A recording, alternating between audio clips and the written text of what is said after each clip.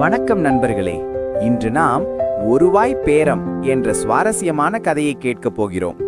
ஒரு நாள் மனோகரமான மாலை பொழுதிலே முதியவன் ஒருவன் ஒரு கிராமத்தின் வழியே போய்க் கொண்டிருந்தான்.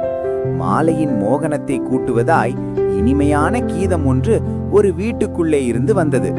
சொக்கி போன கிழவன் பாட்டு முடிகிற வரை பாதையிலேயே நின்று கேட்டான். பிறகு வீட்டருகே சென்று உள்ளே பார்த்தான். பாடியவள் ஒரு சின்ன பெண். அன்புடன் அவளை தட்டி கொடுத்து தங்கக் காசு ஒன்றை பரிசாக கொடுத்தான். பெண்ணின் தந்தை பொன்னன் அப்போது அருகே இருந்தான். நம் மகள் பாடிய பாட்டுக்கு தங்கக் காசா என மகிழ்ந்தான். உடனே பெண்ணின் கையிலிருந்து பணத்தை பிடுங்கிக் கொண்டான். பிறகு கிழவன் புறப்பட துவங்கியதும், நில்லுமையா, எனக்கு சேர வேண்டிய பாக்கி எங்கே என்று பொன்னன் கத்தினான்.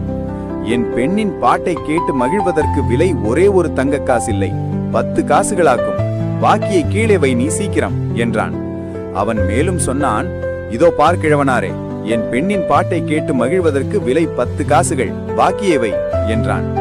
இந்த ஆள் ஒரு போக்கிரி என்பதை புரிந்து கொள்ள கிழவனுக்கு அதிக நேரம் ஆகவில்லை.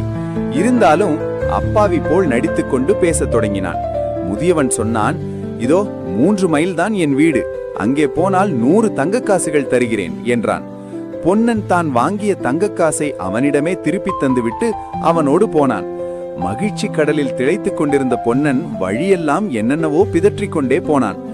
100 தங்கக் காசுகளை வைத்துக்கொண்டு என்னவெல்லாம் செய்வேன் தெரியுமா என்று பேராசையுடன் கேட்டான்.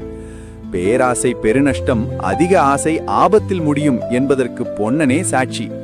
மீண்டும் அடுத்த கதையில் சந்திப்போம்.